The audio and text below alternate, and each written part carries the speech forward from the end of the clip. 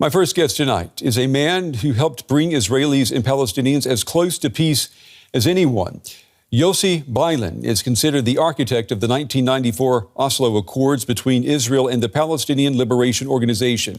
He served as Minister of Justice and Religious Affairs under Prime Minister Ehud Barak, and since then he has remained committed to a path to peace. Just last year, he supported a proposal for an Israeli-Palestinian confederation, an idea that seemingly fell on deaf ears.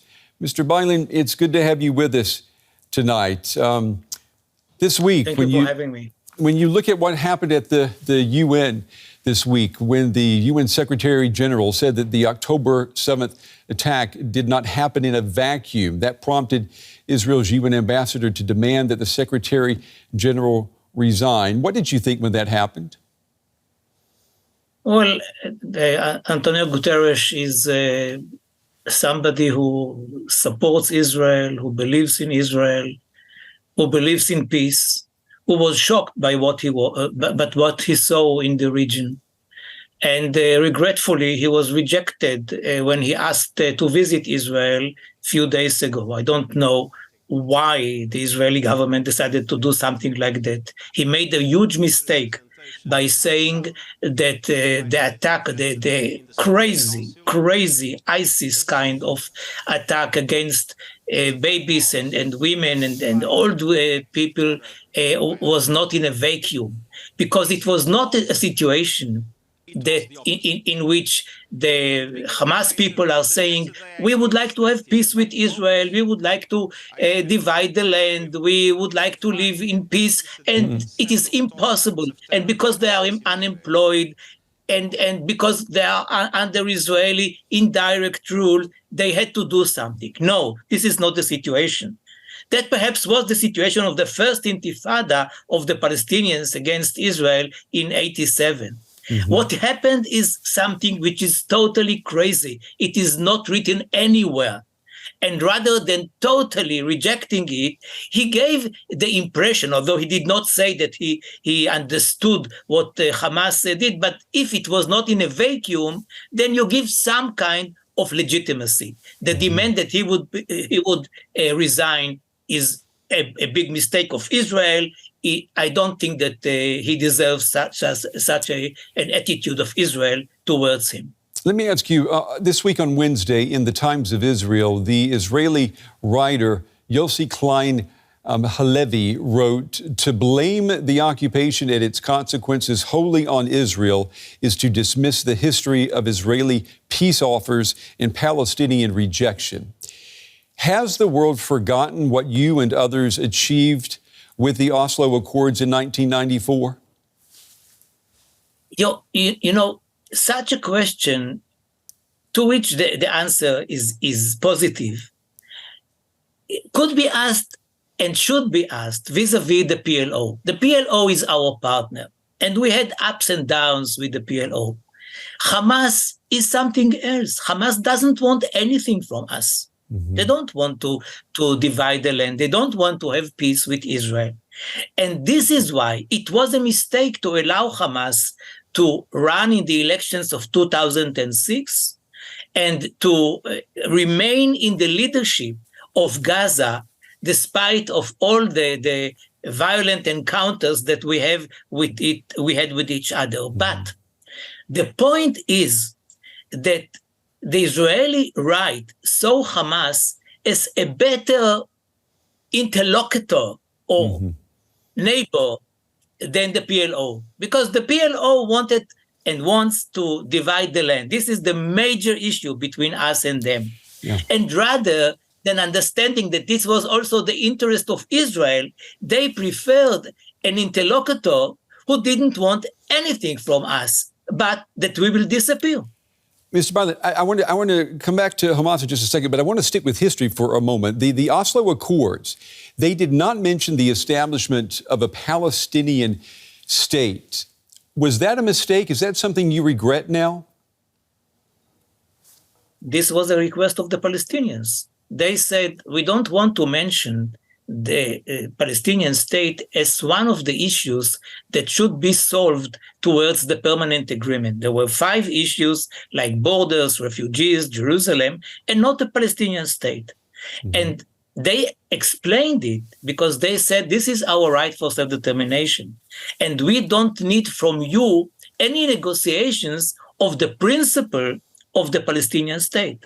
So it is not that Israel said, no way we should talk about the Palestinian state. I mean, all the negotiators knew that we were talking about or thinking about a Palestinian state. There is no other solution. What are they going to have? A club? I mean, it is a state.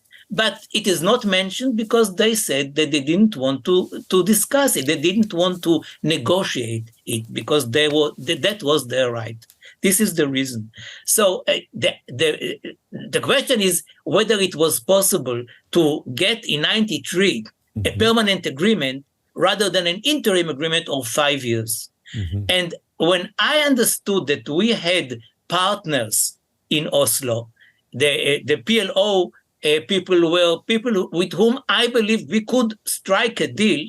I went to Rabin, to the Prime Minister, and I said to him, Mr. Prime Minister, I believe that we should not try to have a 5-year agreement right now.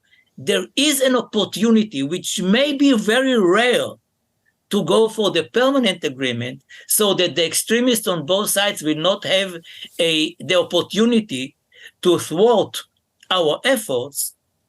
He explained that he preferred to go along the Madrid conference guidelines, the American guidelines of an interim agreement for 5 years, rather than getting directly to a permanent agreement, which may not succeed. The negotiations may not succeed for a permanent agreement.